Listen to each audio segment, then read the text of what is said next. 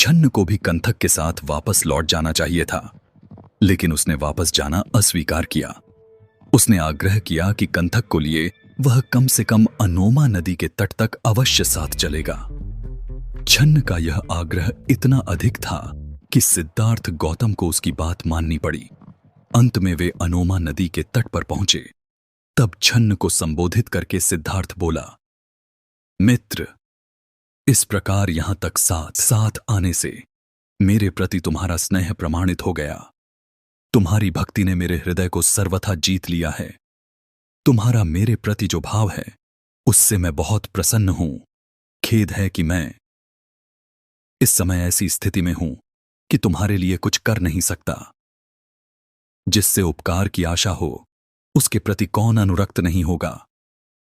परिवार के लिए पुत्र का पालन पोषण किया जाता है। अपने भावी सुख के लिए पुत्र पिता को मानता है। किसी न किसी आशा से ही संसार के लोग बंधे रहते हैं। बिना आशा का निस्वार्थ भाव कहीं नहीं है। केवल एक तुम ही इसके अपवाद हो।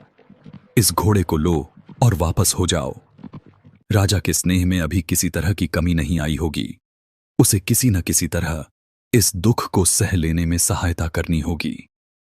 उसे कहना कि मैं जो उसे छोड़कर चला आया हूं वह न किसी स्वर्ग की कामना से, न स्नेह की कमी से और न क्रोध की अधिकता से इस प्रकार घर छोड़कर चले आए।